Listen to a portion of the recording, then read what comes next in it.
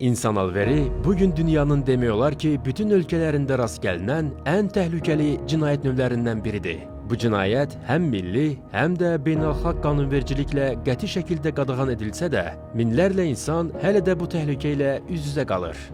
İnsan alveri müxtəlif məqsədlərlə həyata keçirilir. Cinsi istismar, əmək istismarı, o cümlədən uşaq əməyinin istismarı, insanların daxili orqanlarının alqı-satqısı, dilənçiliyə məcbur etmə və digər qeyri-insani fəaliyyətlər. Bu cinayətlərin arxasında isə əksər hallarda eyni üsullar dayanır. Şişirdilmiş vədlər, asan qazanc təklifləri və saxta imkanlar. Unutmayın, insan alverindən qorunmağın ən vacib yolu aldanmamaqdır. Sizə yüksək maaşlı iş, pulsuz təhsil, rahat səyahət və ya xaricdə evlilik vəd edən elan və təkliflərə həmişə ehtiyatla yanaşın.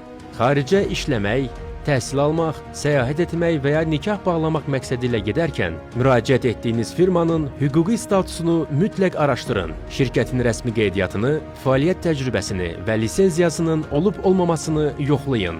Yadda saxlayın. Xaricdə iş, təhsil və ya ailə qurmaqla bağlı hər bir təklif yalnız rəsmi müqavilə əsasında həyata keçirilməlidir.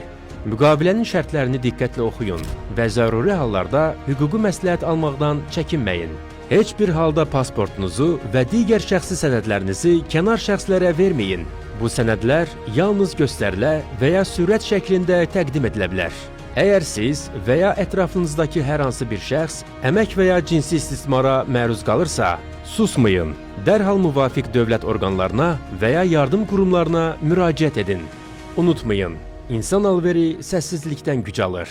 Məlumatlı olun, ehtiyatlı davranın və özünüzü qoruyun.